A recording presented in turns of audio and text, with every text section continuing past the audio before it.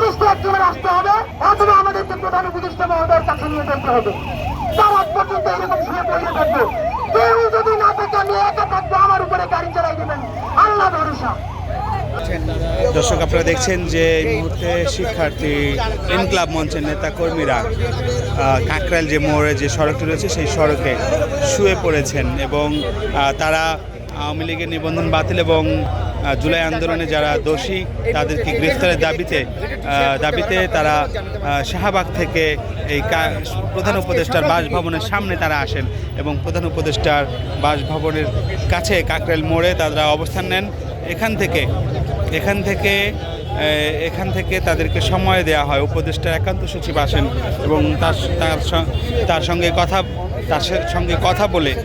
কথা বলার শেষে তাদের কাছে একটি চিঠি ধরিয়ে দেওয়া হয় এবং ইনকলাব মঞ্চের নেতাকর্মীরা দাবি করছেন যে কোনো একজন উপদেষ্টা এসে তাদের কাছে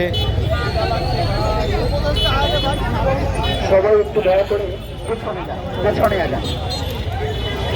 আমরা রাস্তাটাকে ফোন করে এরপরে দেখবো। প্লিজ আপনারা সবাই একটু ঘুরে দাঁড়াবেন।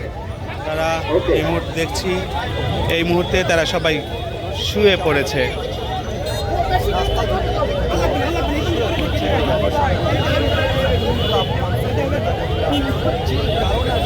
ইনকলাব মঞ্চের নেতাকর্মীরা রাস্তায় এই মুহূর্তে শুয়ে পড়েছেন, আমরা দেখছি। আমাদের নাই, তাতে মনি চাইলে নিয়ে তুলে বলে গেছেন, মনি চাইলে পুরো গাড়িতে গাড়ি উঠেছেন, চাইতে পারবো না। উপদেষ্টা একজনের আসতে হবে অথবা আমাদেরকে প্রধান উপদেষ্টা মহোদয়ের কাছে নিয়ে যেতে হবে। তার আগ পর্যন্ত এরকম শুনে পড়ে থাকবো। কেউ যদি না থাকে আমি একা থাকবো, আমার উপরে গাড়ি চালাই দেবেন, আল্লাহ ভরসা।